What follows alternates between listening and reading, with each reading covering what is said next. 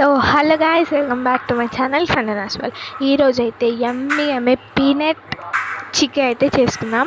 So first అయితే 1.5 cup వరకు పల్లీలు తీసుకొని దాన్ని డ్రై రోస్ట్ చేసుకోవాలన్నమాట.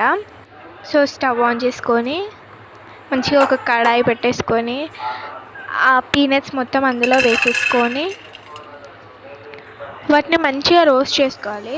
సో ఇక్కడ మీరు నోట్ చేసుకోవాల్సిన పాయింట్ ఏంటంటే అసలు అక్కడ మాడకూడదు అనమాట, మొత్తం ఈవెన్గా వేయించుకోవాలి. సో ఇదంతా హై మీడియం ఎక్కడ ఏ ఫ్లేమ్లో పెట్టుకున్నా పర్లేదు, బట్ ఈవెన్గా వేయించుకోండి.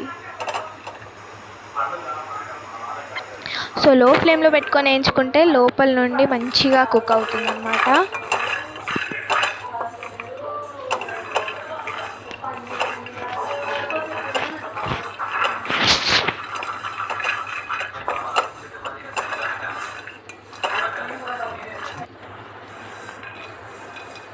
సో తర్వాత దీన్ని ఒక ప్లేట్లోకి యాడ్ చేసుకొని దాన్ని మొత్తం చల్లారనివ్వాలన్నమాట.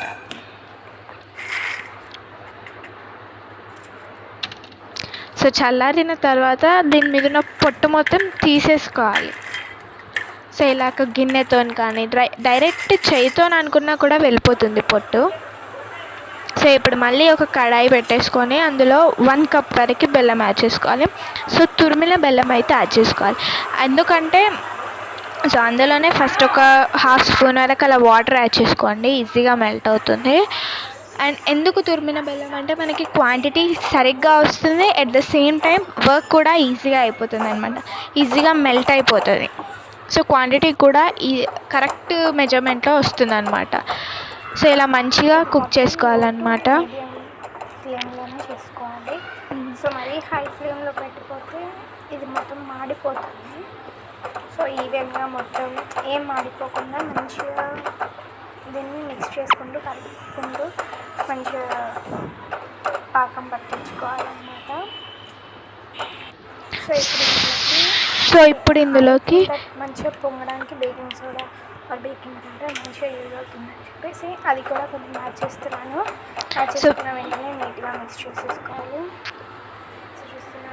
సో ఇక్కడ బెల్లం దగ్గర మనం నోట్ చేసుకోవాల్సిన పాయింట్ ఏంటంటే మొత్తం మీడియం టు లో ఫ్లేమ్లోనే యాడ్ చేసుకోవాలి. ప్రాసెస్ అయితే కొంచెం మనకి ప్యాలలా ముద్ద ఉంటుంది కదా, కొంచెం అలానే ఉంటుంది, బట్ నాట్ టోటల్. సో వేసిన తర్వాత ఇలా మంచిగా మిక్స్ చేసుకోవాలి. సో బేకింగ్ సోడా అనేది మనం 1/2 స్పూన్ నుండి ఎంతనైనా వేసేసుకోవచ్చు.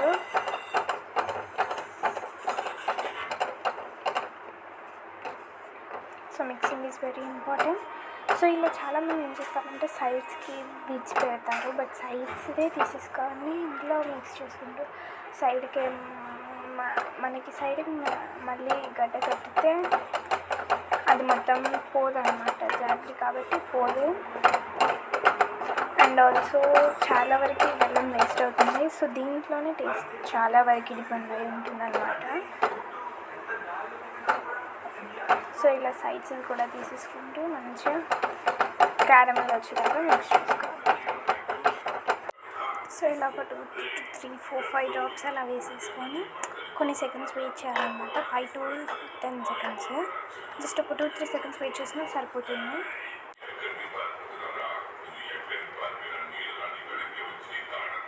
ఇలా మనం విరగొడితే అది అప్పడంలాగా విరిగిపోవాలన్నమాట.